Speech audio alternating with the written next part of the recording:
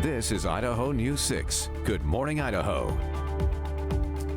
Yes, it is. Good morning. Welcome to Good Morning Idaho here on this Friday. I'm Matt Sizemore. Friday, I love it. Yes. I'm Kristen Scovier. Thanks so much for joining us on Channel 6, Roku, or wherever you might be streaming us this morning. It is not just Friday. It is also the first day of April. Oh, yeah. It is also April Fool's Day, which is scary. You just have to double check every email and be like, is this real? That's right. Just do double takes at all your coworkers. Like, exactly. What are you planning today? Yeah, we're going to turn it over now to Frankie Catafias. We'll see if she's going to keep us fooled with the weather. She's going to give us the real story. We don't know. Hail today? I know. I was actually thinking about that today, and I was like, gosh, how far do I want to take it? But then I was like, you know what? I should keep the forecast honest. The last thing I need is to tell someone that there's so crazy weather, and then they prepare for it, and then it ruins their day, and because people only catch us in little increments. Everything has to have just kidding at the end. Yeah, but then if people are watching you long enough, what if you say just kidding and they didn't get the just kidding, and then they go to work going, Frankie said there's a tornado. Oh. Then you're like, well, technically I said just kidding, April Fool's. Probably not going to work then. Yeah, right? Well, true. Honestly, that's anyway, we're going to keep the forecast honest. No April Fool's pranks for the forecast. That's my rule. I'm setting it right now.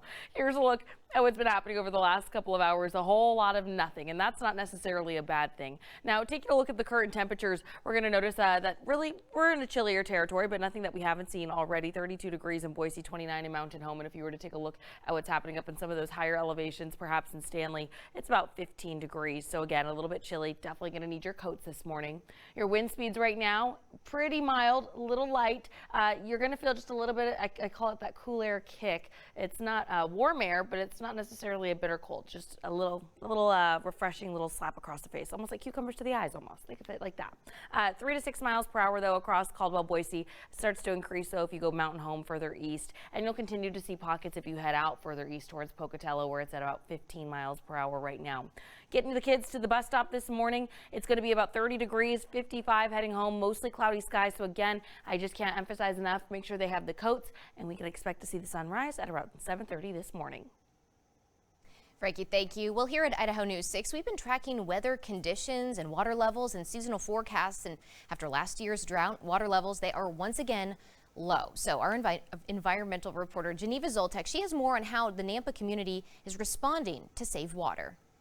Idahoans prepare for another year of drought conditions after a 2-month dry period and a winter season that overall failed to recharge reservoirs. And we only achieved about 80% of normal snowpack, and that's on a statewide basis. And while snowpack percentiles usually climb through the spring and peak the first week of April, this year we have early runoff. Yeah, as far as the snowpack goes, it's peaked about a half a month early. With a warmer and drier than average spring forecasted, it's not looking good. Thankfully this year we know we're going into drought, so hopefully people are preparing.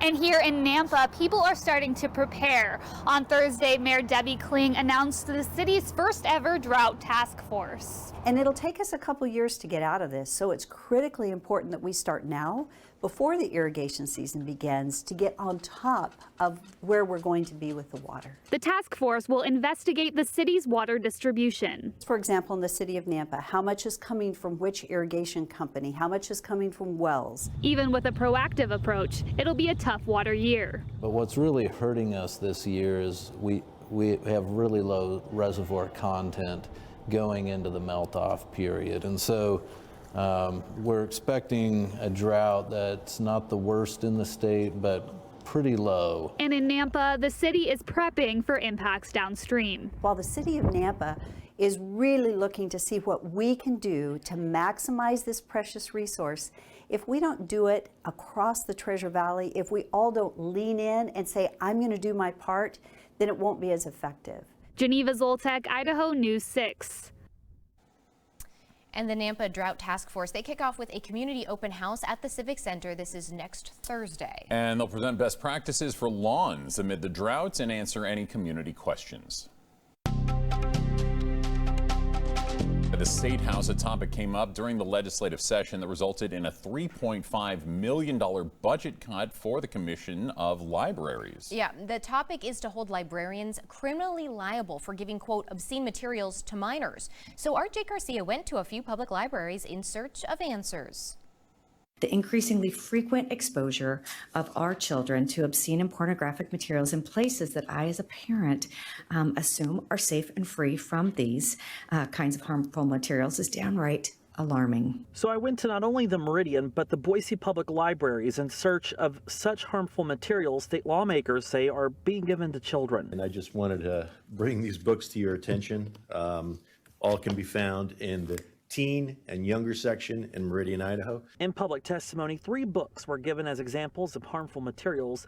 One is not even available in the library's collection. The other 2 are located in the adult section, not in the children's or teen section as stated when asked by the committee. This specific bill that would, according to Idaho law, criminalize librarians did not make it to the Senate and will not move forward this session, but something similar could come up next year. So this is more about the potential of criminalizing librarians for acting in their official capacity. This bill would do nothing to change the policies or procedures around how appointed trustees or head librarians go through that review process regarding what materials they may or may not have in their collections. Listening through public testimony, one example kept being repeated. This particular book was bright with pretty pictures telling the story of a romance between a prince and a knight. They slay a dragon together, and when they tie the knot, the whole community and parents celebrate. Digging in a little deeper, I discovered hundreds of books classified as LGBTQ or rainbow in the juvenile or young adult section. I mean, it's Diary of a Drag Queen. My fairy godmother is a drag queen. This has got to stop. So, and it's being funded by my tax money. LGBTQIA-related content was often brought forward as an example, an indication that this may not only target librarians, but also inclusive content. In Idaho law, homosexuality is deemed as obscene material for minors. The law was adopted when being gay could still land you in jail. Context is key here. We are taking action in context of laws that are already on the books. Also, context is incredibly important as we consider those materials that would be considered obscene. I also am bothered about the context piece of this. If my daughter brings home Twilight, which has explicit material in it, can I then go and press charges against my librarian for allowing her to check out Twilight? We had many people come and testify today on books that had various social topics, not pornography, not explicit material. During my time searching the shelves, I did not find pornographic material in the Boise or Meridian public libraries. Jake Garcia, Idaho News 6. As Idaho's population continues to grow, so do the amount of jobs available in the Gem State. Our Anna Zalian spoke with businesses about how they're trying to attract employees. Now hiring signs like this are all over the Treasure Valley, and they have been for months now. The Boise Metro Chamber says businesses are doing everything they can think of to fill job openings. Boise Metro Chamber spokesperson Mike Freeman says the hospitality industry is among the most affected, but the industry is rebounding. Hotel occupancy is back up to pre-pandemic levels now, and we're going to see about 80% of convention activity by the end of this year compared to pre-pandemic levels. So this industry and others are trying everything to recruit and retain employees. No one solution will work for every business or every industry, but businesses are trying things like increasing pay and offering remote or hybrid work options. Increased pay does have some impact on the consumer, though. Higher wage costs for employers are being passed on to consumers, and so you see the prices for the goods being offered, services are also going up as well. Despite the shortage of workers and inflation, demand for goods and services is still increasing in Idaho. The job growth we're seeing is being fueled by that population growth. So more jobs are coming in than people, even though we have a population explosion going on right now.